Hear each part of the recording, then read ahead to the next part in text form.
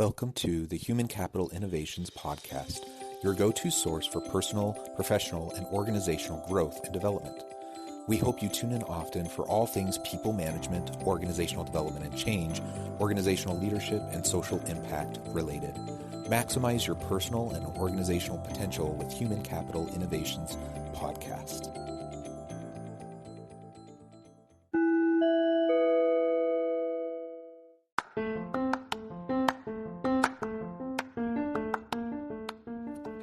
Welcome to the Human Capital Innovations Podcast. In this HCI podcast episode, I talk with Vicky Oliver about expecting widespread post-pandemic job hopping and what to do about it.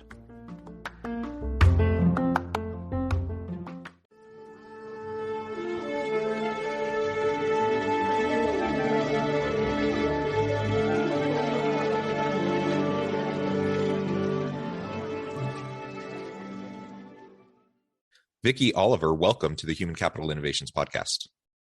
Thanks so much for having me. Yeah, it is a pleasure to be with you. I'm super excited to have a conversation today. We're going to be focusing on the impact of the pandemic on the labor market and really what employers need to be doing in expecting widespread post-pandemic job hopping as we move into the future and what they can do about it. This is a real challenge during the Great Resignation, and people have had the time over the course of the pandemic to consider their circumstances, consider what they're willing to do, the type of work they're willing to do. And the reality is they have a lot of options right now because of the way the labor market is. And so employers have to do more and more and more to try to attract and retain really great people. So we're going to unpack that. We're going to talk about specifically what organizations and leaders can be doing to try to stem the tide of this pandemic and post-pandemic widespread job hopping and hopefully get a handle on it so we can have, great people in our organizations to do the work of the organization. As we get started, I wanted to share Vicky's bio with everybody.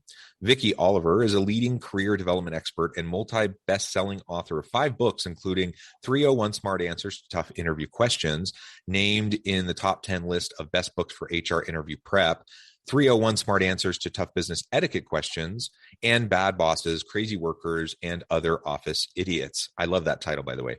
She's a sought-after speaker and seminar presenter and a popular media source, having made over 900 appearances in broadcast, print, and online outlets. And you can find out more about her at vickyoliver.com. Vicky, again, it's a pleasure to be with you. Anything else you would like to share with my listeners by way of your background or personal context before we dive on in? First of all, thanks so much for having me. Thank you for that very generous introduction. Sure, I used to be in the advertising business. And when I was in the business, I started by noticing 2 things. People had no idea who I was when they would walk in for an interview. And they also had no idea what the ad agency was or what our clients were. So I decided to, I thought about 100 times, I'm going to write a book about job hunting. And then one day I wrote that book. And that's my background. I put my real email address in the book so that people could contact me with any questions that they had if 301 didn't cover it. And I heard from readers all over the country, and that informed the research for some of my other books. So that's my little bit about me. Yeah, that's fun. That's a really cool background. I appreciate that. I think we all have a book in us or maybe multiple books in us. And that's great that you were able to share all of your years of experience to help other people and other organizations. All right, so let's dive on into the topic for today. Maybe first you can frame up for us a little bit, building on what I said in the introduction about the current circumstance that we find ourselves in during this pandemic. And as I would like to say post-pandemic, but we're not really there yet. And we have a new variant that people are grappling with. So we're still in the middle of it, but with any luck, we'll start to emerge. And we've already seen some big implications for the labor market during the last 20 plus months. So what can you tell us, in terms of framing that up? Right. So basically for over a year and a half, most work has gone remote, which means a lot of things. First of all, workers don't have the commute that they used to have, right? They have more time to think, I would say. And because of that, They don't have the commute there. They don't have the commute back. They don't have the grind, at the actual physical office. They don't have their boss looking over their shoulder as much. They don't have the water cooler conversation to distract them. And so as a result, I look at it as people have looked internally and asked themselves how happy they are at their current jobs. And a lot of times the answer is that they're not that happy. And it could be for many different reasons. It could have happened, way before the pandemic. Then the pandemic struck, which might have made job hopping a little bit challenging at first, right?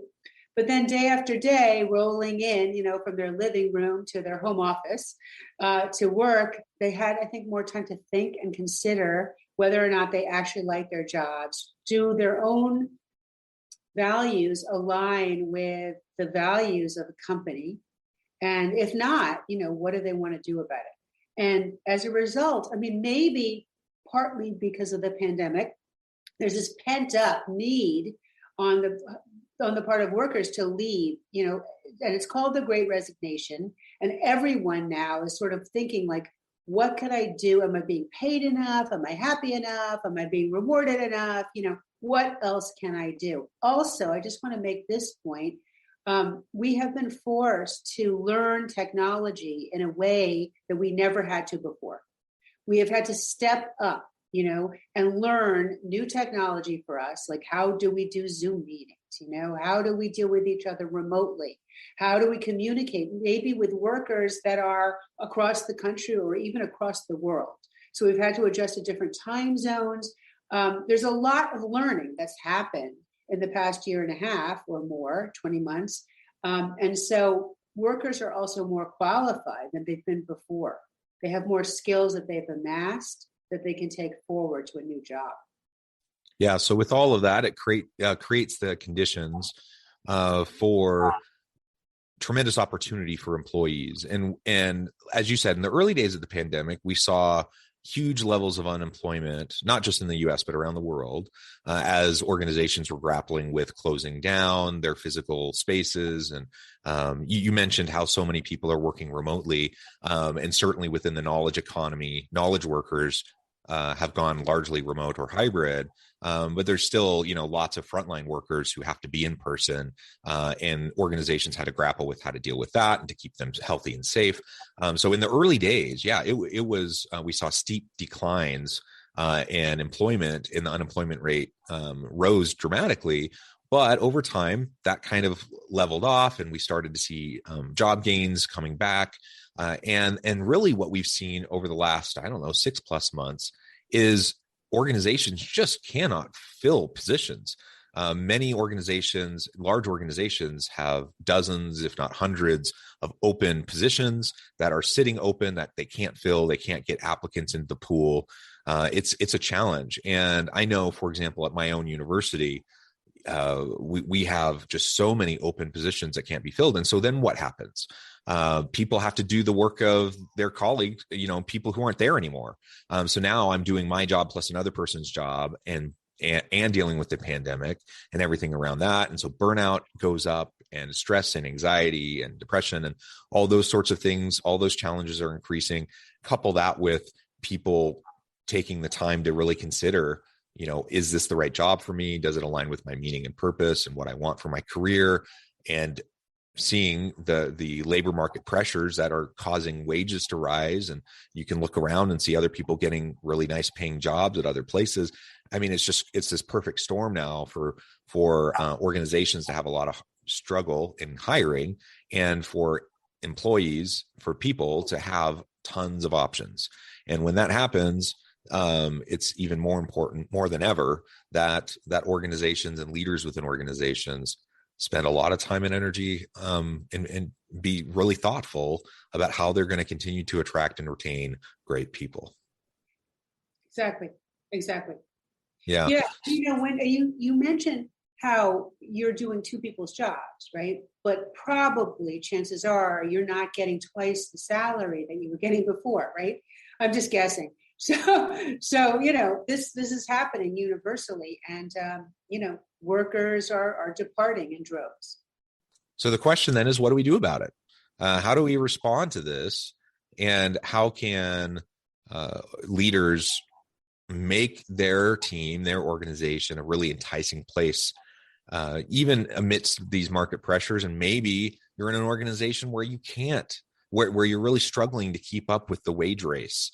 And you're having a hard time, having the same level of salary or hourly wage that you see some of your competitors having. How do you compete with that? And how do you create an environment where people are going to want to come work with you? Right, right. I mean, so the first thing, it sounds obvious, but I still want to hit it hard. The first thing I would say is show appreciation to your workers who are there. Again, it sounds like a no-brainer, but I would say there are lots of different ways to do this. One thing is to say thank you. Another thing is to say thank you in person, if you can do that.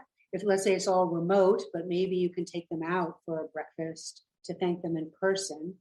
Another way is just to give them recognition within the company. Let's say somebody has been working overtime, acknowledge that. Let's say a team has been huddling overtime and very successful. It's really, if you're their manager, it is your job to tell them how much you appreciate them, how much they mean to you, emails, pats on the backs, everything you can think of to acknowledge them. Because I think a big problem that workers have is that they don't feel very appreciated. And if you are one of those bosses that can show appreciation, I think you are halfway ahead already. Yeah. And so many people feel like they're going above and beyond in their jobs, right?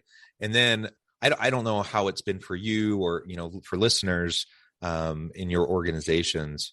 But the reality is everyone's dealing with this, from the lowest level employee all the way up to executives. And so I get it. And it's really easy for an executive or a middle manager or a team lead to think, I'm working my butt off too, and I'm not getting extra pats on the back. I'm not getting extra thank yous. Suck it up and do your job.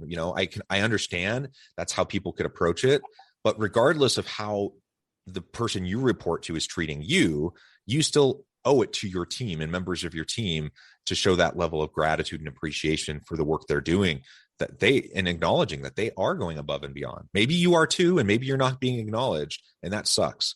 But if you want to keep good people on your team, it's up to you to share that with them and to really show genuine appreciation.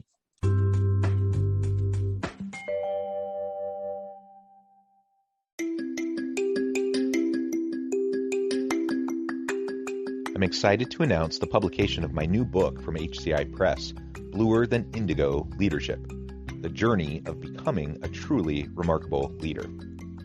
Early in my adult life, I learned about an Asian proverb that translates as bluer than indigo. If you think about the color indigo, it is a brilliant, deep, and vibrant blue, what some would call the bluest of blues. To have something that is bluer than indigo is rare and truly remarkable. Contrary to popular myth, there is no one-size-fits-all or cookie-cutter approach to effective leadership.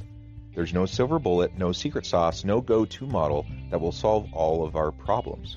The truth is, great leaders have all had their unique strengths and flaws, and have all had to discover and then pave their own distinctive path in their life's journey to fulfill their leadership potential.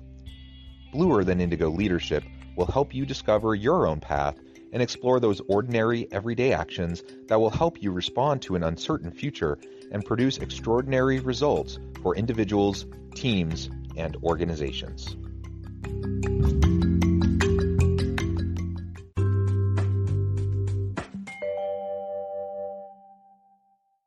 Yeah, and I mean, traditionally, there have been a lot of surveys that show that workers, they appreciate pats on the back, even as much as a raise, sometimes even more. So if you just keep that in mind, that not everything is monetary. And sometimes you can just go a long way by, employee of the week, win of the week, like this person, and putting it in writing, putting it in email, letting them know that you care. So that would be like the first number one thing that I would think of for doing. I mean, the second thing is that I would try to think hard about how to inject two things into the culture now. One of them I would say is a spirit of play. And another one I would say is a spirit of camaraderie. And both of these things are going to be more difficult in a remote environment or a hybrid environment. I mean, there is no question about it. If you're meeting in person, it's much, much easier to have a party, to do something fun, to take the day off and, go on a mission retreat, those things. But if you are in a remote environment, having anything be fun or feeling like teamwork is going to be much, much harder.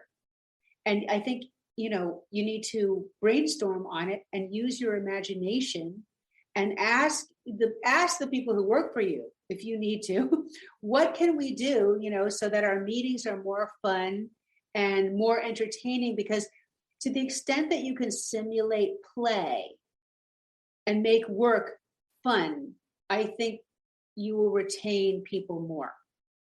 Yeah, and fun, it can mean, lightheartedness and people just feeling comfortable enough to tell jokes and to just be vulnerable with each other. It can mean, having that ping pong table or the air hockey table that you take a break and go and have a little bit of fun. It can mean that, but largely what we mean when we say having fun at work and creating an environment of laughter and fun is about just having an environment where people feel like they're connecting with their meaning and their purpose, and where they're energized because of the work that they're doing. If you're in an environment where you get to try new things, where you get to experiment, and you feel safe enough to do that, where you're not going to, there's no punitive kind of environment around that, that becomes fun, especially when people are doing the work that they're already passionate about.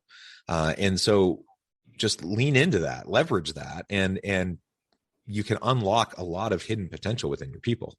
Right. I mean, I think that one thing you can do is you can have teams, you can make it competitive, you can have silly rewards. There's a lot of things you can do that will emulate play, that will make people sort of lighten up. And usually when people are more relaxed, better ideas come out of them too. So it's not like you're wasting time on the play portion, you're just creating an environment where people can stretch and throw out ideas and feel like they're actually having fun at the office, And I'm just saying, it's harder on Zoom because we're all in little square boxes. But if that's the case, maybe you need to do a breakout room, mix it up a little bit.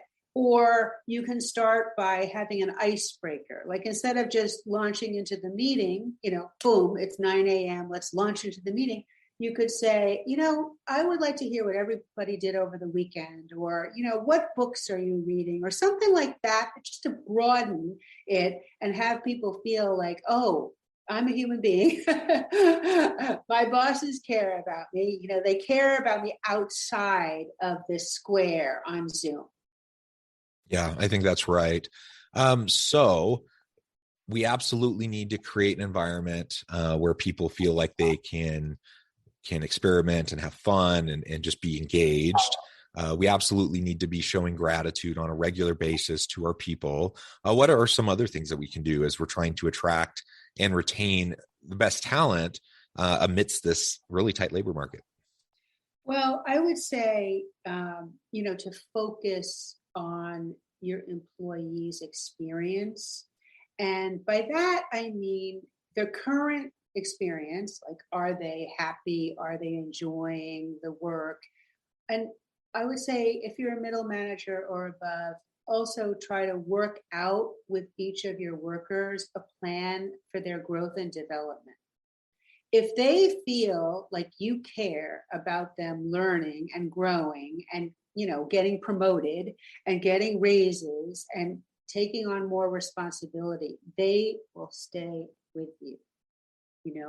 What the problem is when they feel like, oh, I'm just like a number, I'm just a worker, nobody cares, that's where the issue comes in. If you make them feel from day one that their growth is essential to you, and that in fact, you will be judged on their growth too, right? It's like a win-win because it's also reflecting back on you. So you're both like they're both pushing together on their growth. I think that will, really, really help.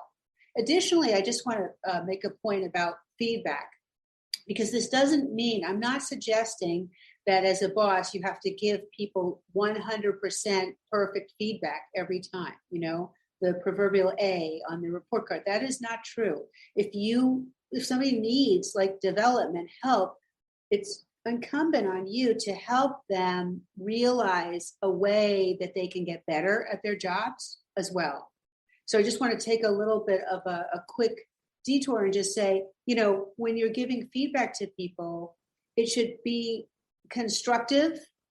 It should be like, I would start with what they're doing right first, and then I would frame it in a way that they're doing, well, but they can do it even better if X, Y, and Z, and that you as their boss are like a coach. If you think of yourself as a coach rather than just their supervisor, I think it puts you in the right frame of mind, because coaches are always looking for ways for their people to improve, but they're still like respected, they're still an authority figure. And I think if you say, I'm a coach and I'm going to coach my team, my people to success. And one-on-one, if you say to somebody, I'm going to make you be the best you can be, and we're going to work on it together. I think that those things really help go a long way.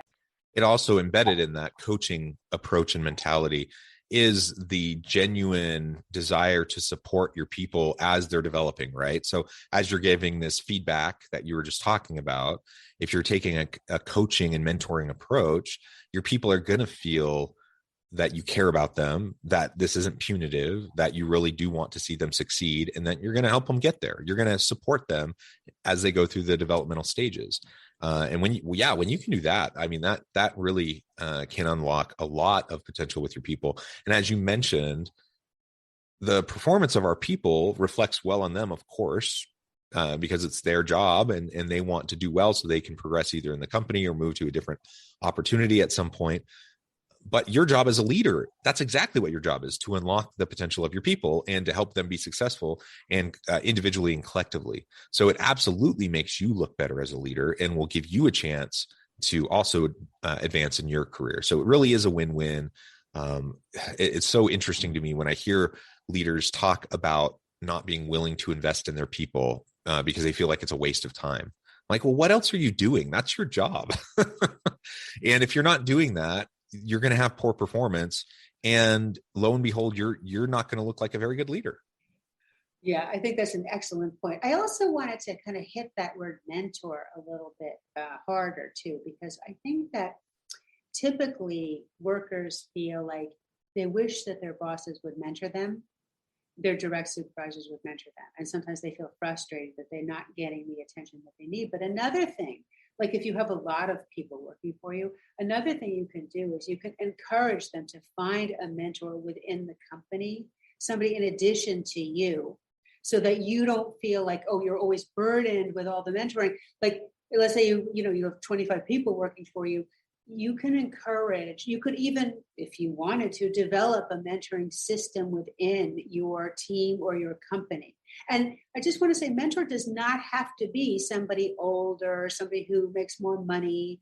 It can be somebody of any age, and colleagues can mentor each other. I mean, it's really like, what is a mentor? A mentor is somebody who cares about someone's development, who isn't competing with them personally, and who will just give them great advice, I think. So if you feel burdened and you're a boss, I would say try to think of a way to match up your people with a mentor or even an equal of theirs, where they can talk to each other about any issues that they might have. I think mentoring, like in companies where there are mentors, people are much happier. And I think with a little bit of ingenuity and imagination, you can figure it out so it works for your people too. Yeah, I completely agree. Well said. Well, Vicky, I'm noticing the time, and I'm going to have to let you go here in a few minutes. This has been a really fascinating conversation with lots of good ideas. I think that'll be very helpful to listeners. Before we close today, I wanted to give you a chance to share with listeners how they can get connected with you, find out more about your work, and then give us the final word on the topic for today. Okay, thank you so much. My name is Vicky Oliver.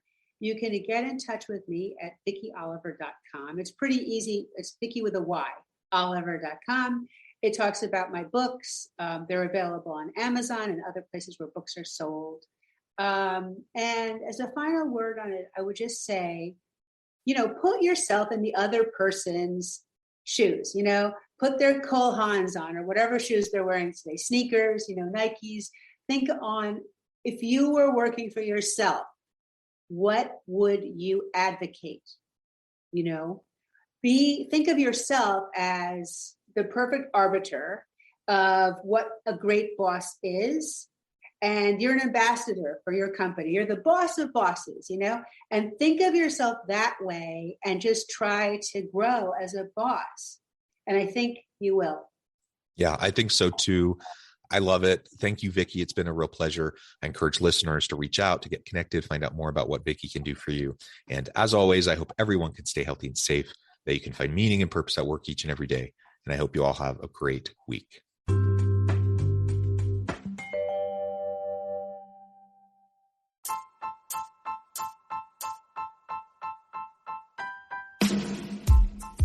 The alchemy of truly remarkable leadership. Ordinary, everyday actions that produce extraordinary results. Consider how the nature of work has shifted over the past 50 years. With increased globalization, rapid technological advancement, and the shift in economic composition, the average job of today looks very different than the average job of 50 years ago. What will the jobs and organizations of tomorrow look like? Moreover, what does this all mean for organizational leaders? What are the core competencies and capabilities of organizations and their leadership that are prepared for continued disruption and geopolitical and socioeconomic shifts? Regardless of what the future holds, increasingly, leaders need to be socially minded, data-driven, decisive, champions of talent, and disruptors of the traditional notions of leadership, teams, organizations, and work. The alchemy of truly remarkable leadership will help you to explore your own leadership competencies and capabilities and consider ways to apply and implement them into your workplace and personal life.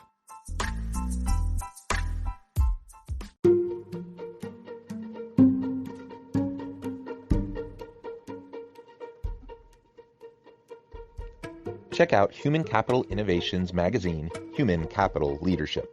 Human Capital Leadership is a free, interactive e-magazine with the mission to help individuals, leaders, and organizations find innovative approaches to maximize their human capital potential.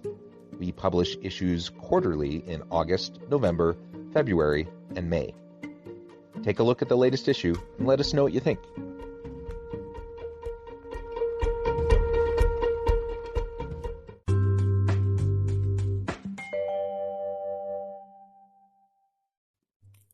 Thanks again for joining us for this episode of the Human Capital Innovations Podcast. I hope you stay healthy and safe and that you have a great week.